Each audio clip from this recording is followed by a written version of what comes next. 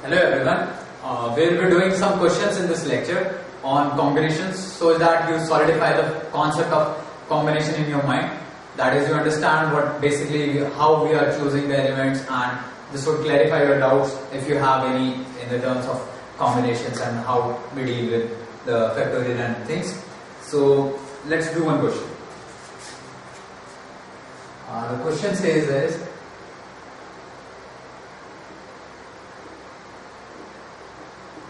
how many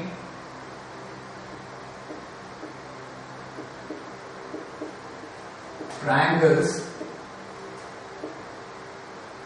can be formed using the vertices of a hexagon?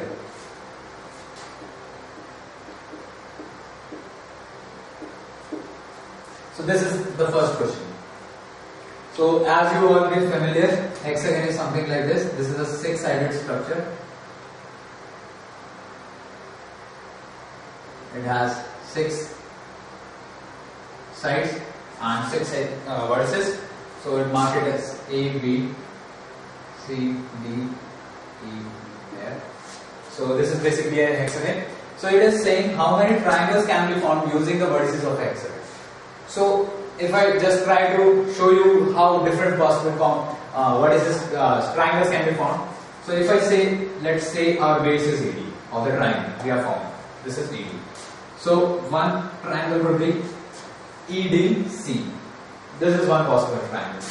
I can say this is another possible triangle, that is EDD. Another possible should be EAD. Okay. Similarly, another could be EDF or EFD. Okay. So just by choosing one base, that is ED, you are able to form four triangles using it. Similarly, you could have chosen some other base. Let us suppose you chose CD as a base. So different triangles you could have formed is, one was this only, EDC. Another could have been this, that is EDB. Sorry, CBD, this one, or you could have formed this one, that is CAD. Another could be CFD. Another. So similarly, or by choosing certain base, you could form many triangles corresponding to them, and as you can see, there are many overlapping as well. You can't just do it by just counting. Say you choose ED and this, because choosing the base ED, you found a triangle EDC. Similarly, by choosing DC as a base, you another time you found CED. So the same triangle you are counting many times. So you can't solve these type of problems just by counting. So what is the general way to do it? If you just think about it, to form a triangle, what do you need? To form a triangle,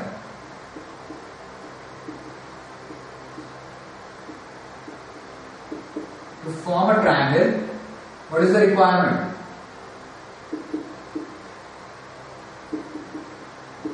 Three points. If you are given 3 points in general space, you can form a triangle with it. Okay? So you just require 3 points to form a triangle. So if you choose any of these 3 points, you can form a triangle with it. That is, if I choose CED, I am 100% certain that this triangle is EDC. This is triangle EDC. Or you can cyclic way, you can write it DCE or similarly. But this is one triangle only. So this is basically a problem of combination. That is, from these 6 points, you have to choose just 3 points, because for each corresponding 3 points, you get just one triangle. So this problem gets converted to choose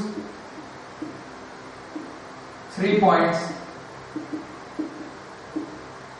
out of 6 points. Number of ways. As you can directly correlate it is 63. That is 6 factorial upon 6 minus 3 factorial upon 3 factorial. This is 720 upon 3 factorial, that is 6 into 6. This is 120 and this is 6, this is 20. So there are basically 20 triangles that you can form using the vertices of a hexagon. So this is basically a problem of combination. So you have to just figure it out from the given question how you can apply the combination. We'll do one or two more questions and then you will understand it more better.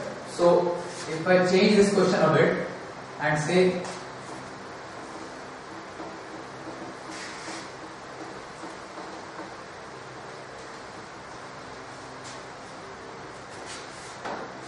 if I say how many diagonals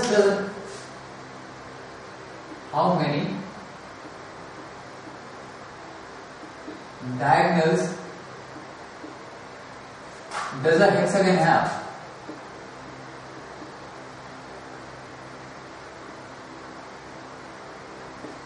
What do I mean by diagonal? You must be familiar with diagonals in quadrilaterals. Because in quadrilaterals it's pretty much clear that these two are the only diagonals, D1 and D2. Given A, B, C, D as the quadrilateral. But similarly in all the other type of polygons, I would explain you the hexagon only. What do you mean by diagonal? Diagonal is something that isn't the basically edge of the figure.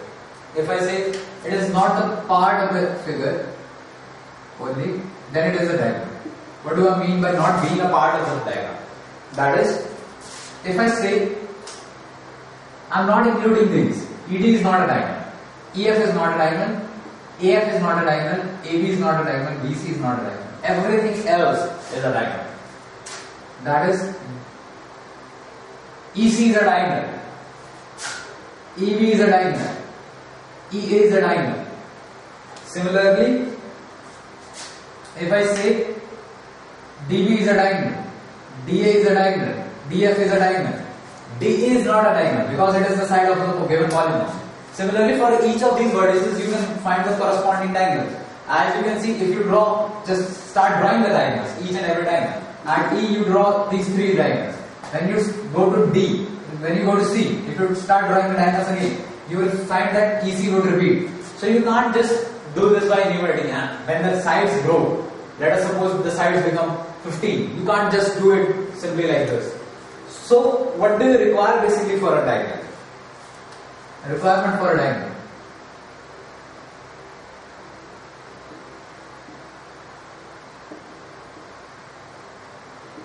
Requirement is basically 2 points. Because if you join 2 points, you know this is a line, first of all. And the second requirement is not be a side of hexagon. You don't want it to be a side of hexagon. That is, you don't want it to be ED, DC, AB, similarly like this. So this is first of all choosing 2 points out of this. So this problem boils down to number of ways to choose 2 points out of 6. So the first part would be C6C2, that is 6 factorial upon 4 factorial by 2 factorial, that is 5 into 6 by 2, that is 15. So there are 15 ways to choose 2 points, any 2 points. But we have a restriction that it should not be a side of the hexagon. These two should not form a side of a hexagon. So how many sides are there in this hexagon? 1, 2, 3, 4, 5, 6. So 6 pairs would be such that, because when you choose 2 elements, this is for sure you will form just one bar, one diagonal. That is, ED is same as D. That's why we are choosing 2 elements, not commuting the element. Because we know that the side ED is same as D, because it is just one segment. It doesn't matter whether you write ED or DE. So that's why we are choosing 2 points out of them. We are not permuting these 2 points. Okay? So we get 15 such ways to choose 2 elements. But for sure these 6 won't be included in it because they are sides of the hexagon. So this would subtract 6 cases, that is 9. So there are 9 such diagonals that can be formed in this hexagon. So if we generalize this with any shaped polygon, that is n-sided polygon. N-sided polygon would be something like this, it would continue, and you would say this is n-sided polygon. So how many diagonals are there? So you have to first choose 2 points, that is NC2. Okay? Then you have to subtract the sides of that polynomial. The polynomial has n sides, so it is subtract n from it. So this would be n factorial upon n minus 2 factorial,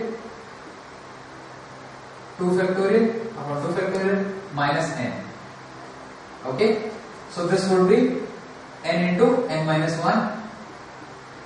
So this would give us n into n minus 1 upon 2 minus n. So we take n common, this would be n minus 1 minus 2 upon 2.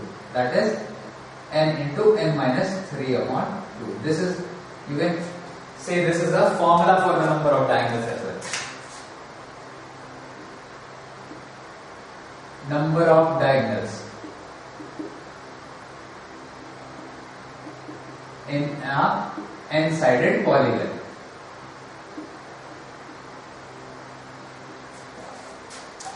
So this is basically, from this you can understand how the basic combination appears into figure. From where the scenarios of choosing something comes around. The question won't be directly saying that just choose this. You have to just figure out from where the question boils down to the basic funda of how to choose certain elements from given set of elements. So this is the 2 questions. We'll do 1 or 2 more so that this combination gets into your head. So these are just based on the simple formula that you learned, that is NCR, how to compute it. So we are just learning in how many different ways it can appear to you.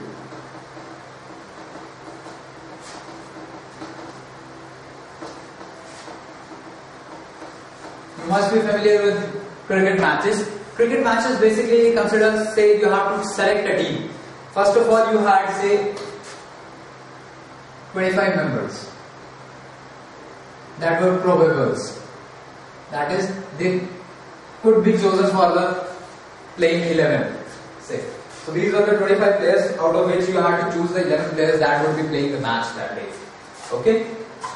So out of these, there were 12 batsmen. Okay? There were 7 bowlers. And there were 6 all-rounders.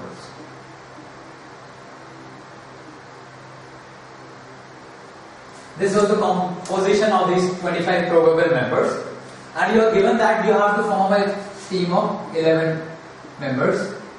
That would be the playing team. But the conditions are such that this team should contain 6 batsmen,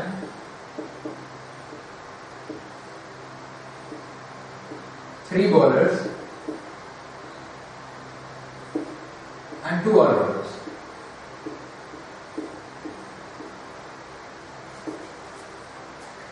So if I say there was no such condition, first of all we will see that scenario. That is, you don't have these combinations, you don't have to choose these combinations.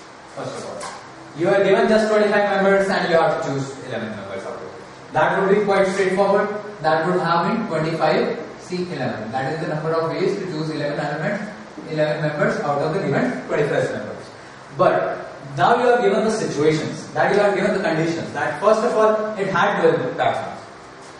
There are 7 bowlers, 6 all-rounders, but you have to choose 6 batsmen, 3 bowlers and 2 all-rounders.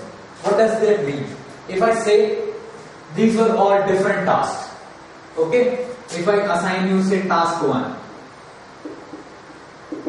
if I say 12 batsmen were there, choose 6 of them. This was separate task. Okay? There was another task, that is task 2. You are given 7 bowlers. Choose 3 of them. Similarly, task 3,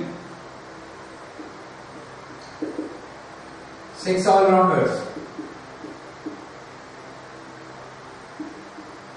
You have to choose 2 of them. I am saying this was not one task, say 25 numbers, and you have to choose them. I said just let's break them into 3 tasks. That is, you are given 12 batsmen, you have to choose 6 of them. Task 2 is given 7 bowlers, you have to choose 3 of them. Task 3 is they are given 6 all-rounders, you have to choose 2 of them. So the first task could be done in 12C 6 cases. That is, you are choosing 6 players out of 12 given players. Similarly, the second task could be done in 7C 3 cases. That is, you are choosing 3 elements out of the given 7 elements. Similarly, this third task, that is, you are given 6 all-rounders, you have to choose 2 of them. That is 6C 2. You have to choose 2 all-rounders from the given 6 all-rounders. So these are the 3 combinations. You could do all the 3 tasks in these number of ways. Now, you have to do all these tasks simultaneously, because you have to choose 6 batsmen, you have to choose 3 bowlers, you have to choose 2 all-rounders. But if I say in the first case I chose A1, A2, A3, A4, A5, A6. Let us suppose these were the different combinations of the batsmen. A1, A2, A3, A4, A5, A7. This is basically, I'll just put it simply like this. This is task 1, task 2, task 3. You have to do all these 3 tasks. So what does the principle of multiplicity say? Whenever you have 3 different or n different tasks and all of them have to be done. So the total number of ways to do it is number of ways to do first, number of ways to do third and second, and we multiply all these things. So the total number of ways to do this task would be 12C6 into 7C3 into 6C2. Where do we get this from? This is basically the application of principle of multiplication.